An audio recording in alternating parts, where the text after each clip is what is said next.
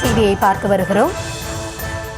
வேலூரில் கிளித்தான் பட்டறையில் உள்ள கோவிலில் பெண் மீது பெண் வழக்கறிஞர் தாக்குதல் நடத்திய சம்பவம் தொடர்பான அந்த சிசிடிவி காட்சிகள் வெளியாகி இருக்கிறது. அது தொடர்பான அண்மை செய்தியை பார்த்துக் கொண்டிருக்கிறோம்.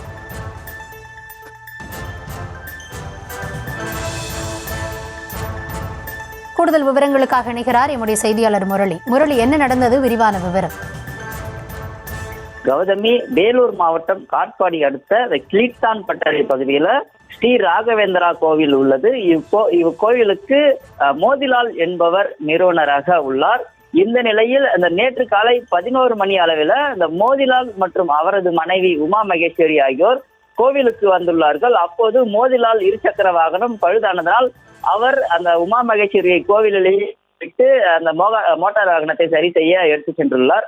அந்த சமயம் கோவிலுக்கு சாமி கும்பிட வந்த அந்த திருவள்ளூர் மாவட்டத்தைச் சேர்ந்த அந்த பெண் வழக்கறிஞர் ரேவதி என்பவர் சாமி கும்பிட்டு விட்டு அங்கிருந்த தீர்த்தம் மற்றும் பொட்டு உள்ளிட்டவற்றை எடுக்க முயன்றுள்ளார்.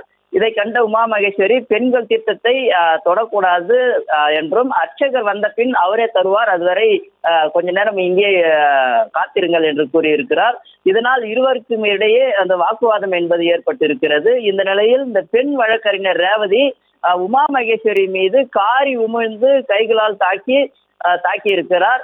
அவர்களுக்குள் அந்த வாக்குவாதம் என்பது ஏற்பட்டிருக்கிறது. பதிலுக்கு உமா மகேஸ்வரியும் தாக்கியதாக தெரிகிறது.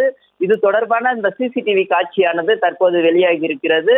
இது குறித்து இந்த மோதிலால் இந்த காட்பாடி காவல் நிலையத்துல புகார் அளித்த நிலையில இது சம்பந்தமான காட்பாடி காவல்துறையினர் விசாரணை மேற்கொண்டு வருகிறார்கள். விவரங்களுக்கு நன்றி முரளி.